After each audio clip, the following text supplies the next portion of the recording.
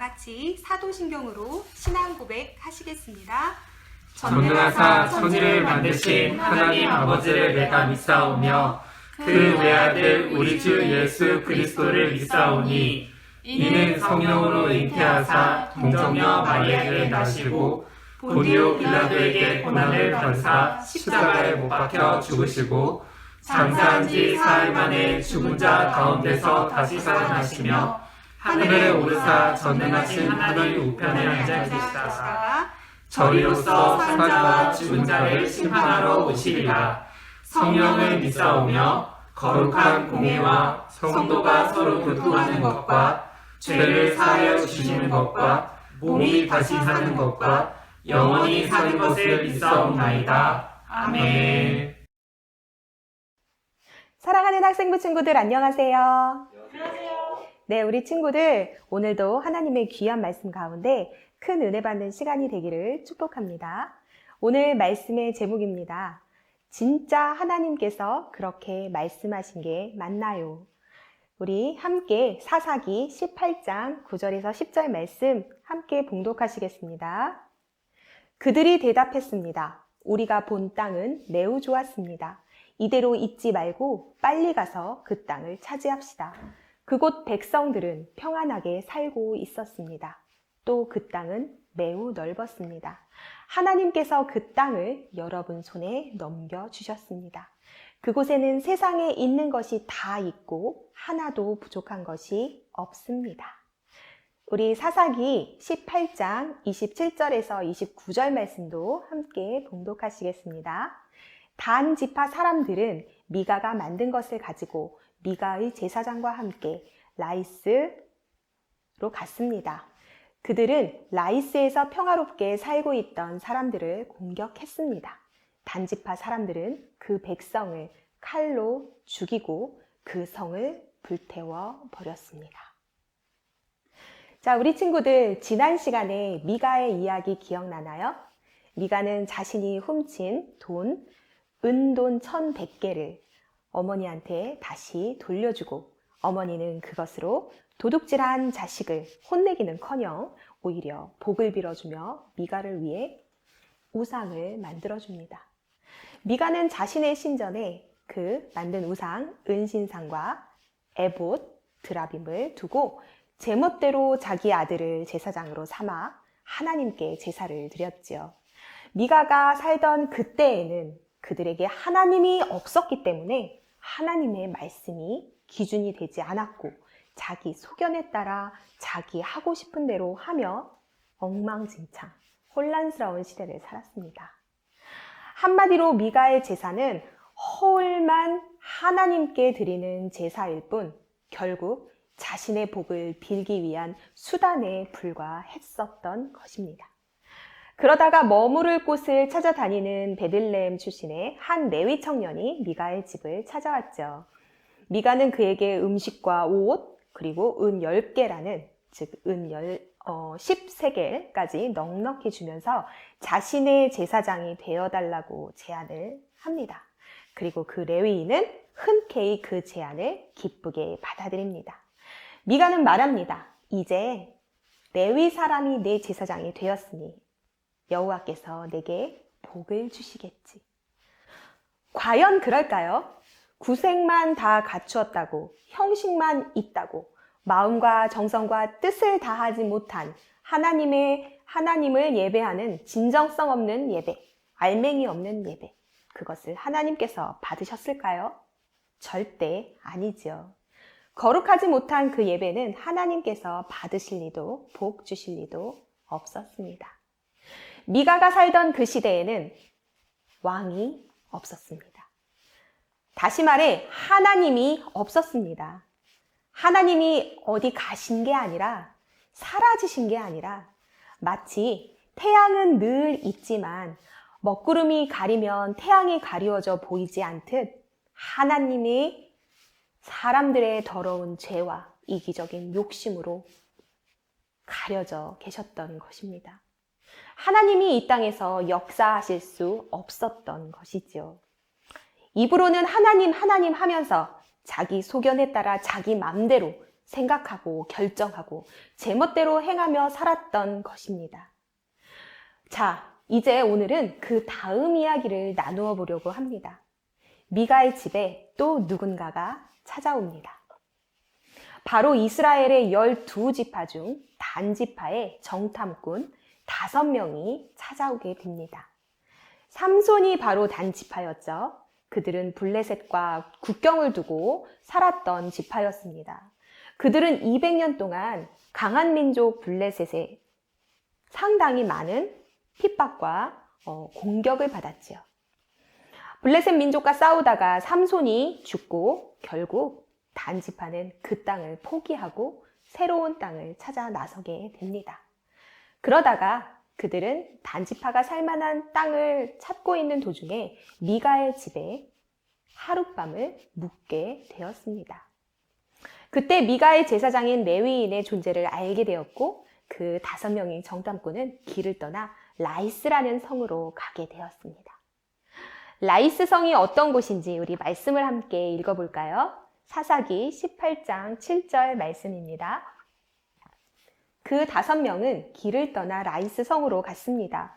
그 성 사람들은 마치 시돈 백성처럼 아무 걱정 없이 평화롭게 살고 있었습니다. 다른 사람들을 두려워하지 않았고 모든 것이 넘쳐 흐를 만큼 많이 있었습니다. 그들은 시돈 사람들과 멀리 떨어져 있었으며 그 누구와도 어울리지 않고 따로 살고 있었습니다. 자, 단지파 사람들은 라이스 성에 살고 있는 라이스 사람들을 보고 어떻게 했을까요? 평화롭게 사는 그들을 보고 여러분이라면 어떻게 하고 싶은가요? 1번, 공격한다. 2번, 평화롭게 사는 그들을 그대로 둔다. 다음 말씀을 읽어볼까요? 사사기 18장 9절에서 10절 말씀입니다. 그들이 대답했습니다. 우리가 본 땅은 매우 좋았습니다. 이대로 있지 말고 빨리 가서 그 땅을 차지합시다. 그곳 백성들은 평안하게 살고 있었습니다. 그 땅은 매우 넓었습니다. 하나님께서 그 땅을 여러분 손에 넘겨주셨습니다. 그곳에는 세상에 있는 것이 다 있고 하나도 부족한 것이 없습니다. 자, 단지파의 정탐꾼 5명은 돌아가 단지파 사람들에게 이렇게 말합니다. 그 땅을 차지해야 한다. 하나님께서 그 땅을 우리에게 넘겨주셨다. 하나님께서 그렇게 말씀하셨다. 여러분에게 질문해 볼게요. 진짜 하나님께서 그렇게 말씀하신 거라고 생각하나요? 진짜 하나님께서 그렇게 말씀하신 걸까요? 여러분은 그들의 말을 믿으시면 안 됩니다. 사랑의 하나님께서, 긍휼의 하나님께서, 평화를 사랑하시는 하나님께서 평화롭게 사는 그들을 죽이고 그들의 땅을 뺏으라고 말씀하셨다고요? 그건 그들의 탐욕이었을 뿐 하나님은 그들에게 그런 말씀을 하신 적이 성경 어디에도 없습니다. 그건 하나님 없이 제멋대로 생각하고 원하는 대로 행했던 그들의 이기적인 욕심이었을 뿐입니다. 걸핏하면 하나님 이름을 운운하며 자기들의 욕망을 채우기 위해 하나님 이름을 사용하는 아주 나쁜 사람들이었던 것이 아닐까요? 자, 이제 결국 단지파의 가족 중 600명이 무기를 가지고 라이스성을 차지하기 위해 출발합니다. 그리고 무력으로 그들은 자신들의 욕심을 채워나가기 위해 죄악을 보여줍니다. 먼저 라이스성으로 가는 도중에 미가의 집에 이릅니다.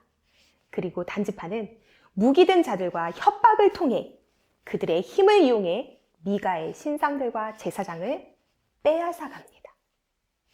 자신의 것을 찾기 위해 뒤쫓아온 미가를 향해 단지파 사람은 말했습니다. 우리와 잘잘못을 가릴 생각을 아예 하지 마시오. 우리 중에 성질이 급한 사람이 있소. 당신과 당신 가족은 목숨을 잃을 것이오. 자, 그 말을 들은 미가는 어떻게 했을까요? 눈뜨고 코 베이는 자신의 상황에 억울했겠지요. 하지만 미가는 600명의 무기든 자들이 자신을 둘러쌌을 때 자신의 힘으로는 그들을 당해낼 수 없다는 것을 깨닫고 어쩔 수 없이 포기하고 돌아가고 맙니다. 힘이 있다고 자기보다 약한 자들을 협박하고 함부로 약자의 것을 빼앗고 무력으로 진압하는 단지파의 모습을 보며 설마 하나님께서 그들을 강하게 하시고 힘 주셨다고 생각하는 것은 아니겠지요? 단지파가 하나님의 백성, 이스라엘의 한 지파라는 그들의 거룩한 정체성으로 그들의 무력과 착취와 범죄가 절대 정당화될 수 없습니다. 왜냐하면 그건 범죄이지 하나님이 원하시는 일이 절대 아니시니까요. 이제 미가의 것을 힘으로 빼앗은 단지파는 걱정 없이 사는 평화로운 라이스 성을 침략합니다.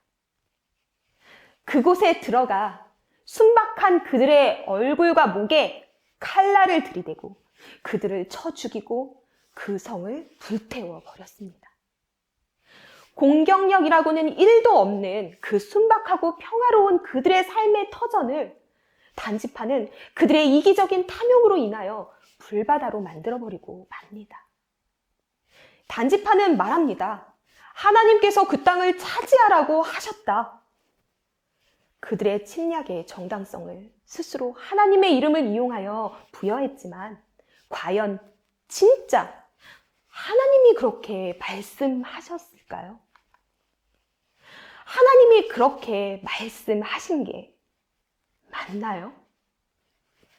이러한 비슷한 이야기를 우리는 세계사 시간에 들어본 적이 있을 것입니다. 우리가 중학교 2학년 때부터 세계사를 배우게 되죠.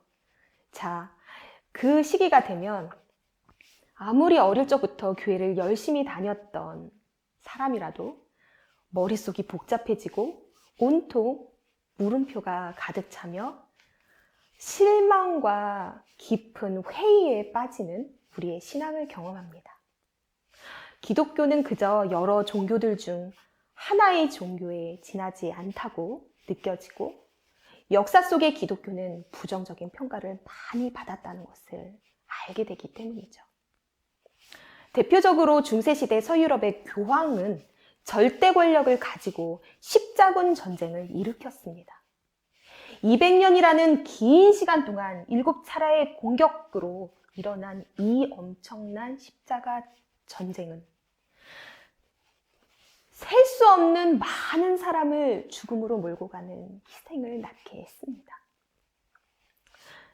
교황은 이 전쟁을 예루살렘 성지를 회복하자는 성스러운 종교 전쟁으로 선포했지만 하나님을 위하여 싸우자라는 것으로 말했지만 사실 자기의 탐욕과 자신들의 탐욕을 채우기 위해 더 많은 영토를 차지하기 위해 그들은 침략 전쟁을 했던 것이었습니다.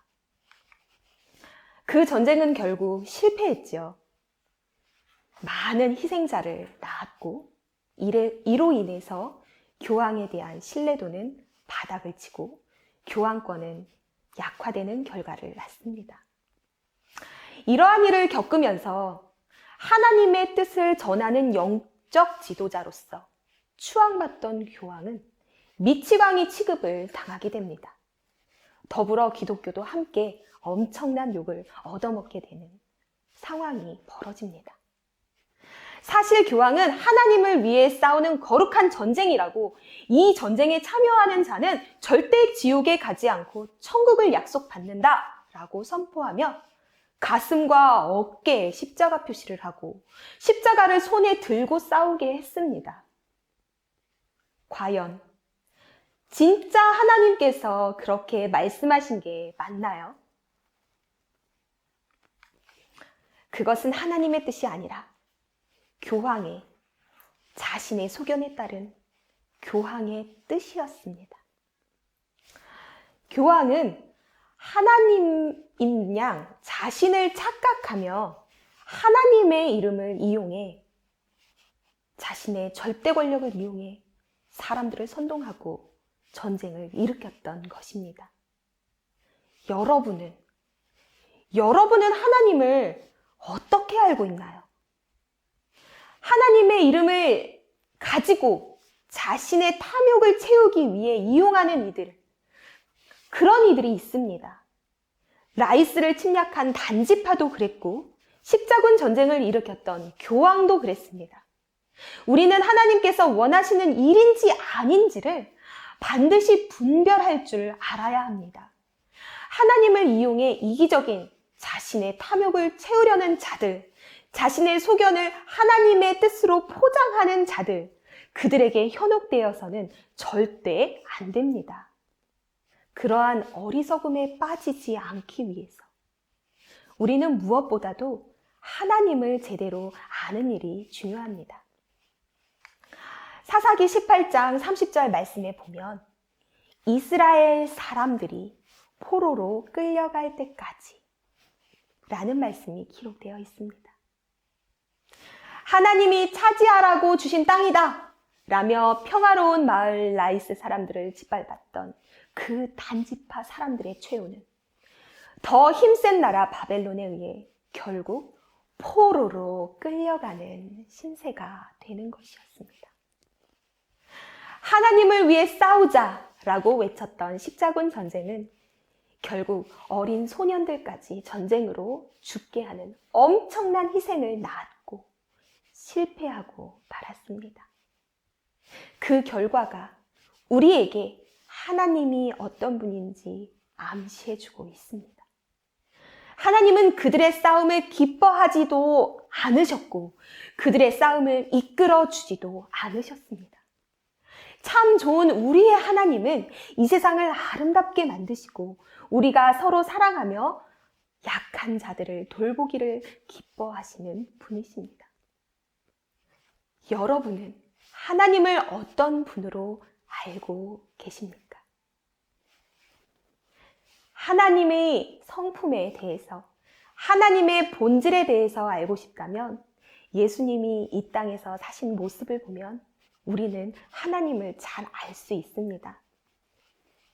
왕따 당하는 삭개오를 찾아가 친구가 되어주시고 12해 동안 병들어 고통당하던 그 여인을 불쌍히 여겨 고쳐주시고 남들이 무시하는 눈먼 거지 바디메오의 눈을 뜨게 해주시고 배고픈 자들을 오병이어의 기적으로 넉넉히 먹이시며 어린아이들을 따뜻하게 안아주시던 사랑으로 가득 찬 그 모습, 바로 그분이 하나님의 아들 예수님이십니다. 하나님의 성품을 한 단어로 표현한다면 사랑 그 자체입니다. 사랑이 없는 곳에는 비록 그곳에 하나님의 이름이 적힌 깃발이 펄럭이고 있다 하여도 그곳에는 하나님이 절대 계시지 않습니다. 여러분, 사랑이 많은 멋진 예수님, 하나님을 믿는다는 것이 부끄럽습니까? 아니요. 오히려 너무나도 자랑스럽고 자랑하고 싶은 일입니다. 마치 이것은 감추어진 보화를 얻는 것과 같이 엄청난 축복입니다. 세상 사람들은 하나님이 어떤 분인지 잘 모릅니다. 그들이 잘 모르고 하는 말에 주눅들 필요도 없고 흔들릴 필요도 없습니다. 여러분은 하나님을 먼저 알고 복음을 믿게 된 자로, 믿음을 먼저 가진 자로 세상을 향해 하나님을 바르게 알려주십시오. 진짜 멋진 하나님을 제대로 알고 제대로 전하는 우리 학생부 친구들이 되기를 마음 다해 축복합니다. 우리 함께 다짐 기도 하시겠습니다. 참 좋으신 하나님, 이 세상을 아름답게 만드시고 나를 지으시고 우리가 서로를 돌보며 사랑하며 거룩하게 살기 원하시는 하나님의 뜻을 내가 압니다. 하나님을 믿는다 하면서도 자기의 이기심과 탐욕에 따라 하나님의 이름을 이용하며 그릇되게 행하는 자들을 따르지 않게 하옵소서. 예수님이 이 땅에 낮은 자로 오셔서 눈먼 자의 눈을 뜨게 하시고 병든 자를 고치시며 가난하고 약한 자들을 긍휼히 여겨 도와주시고 슬픈 자를 눈물 흘려 위로하시고 따뜻하게 안아주셨던 것처럼 이제 나도 예수님을 닮아 살기 원합니다. 악을 분별하여 거절할 줄 아는 지혜를 주시고 하나님을 잘 알지 못하는 자들에게 제대로 하나님을 알릴 수 있도록 우리에게 용기를 주옵소서. 하나님의 성품인 사랑을 내 안에 품고 살아가게 하옵소서. 감사하며 예수님 이름으로 기도합니다. 아멘.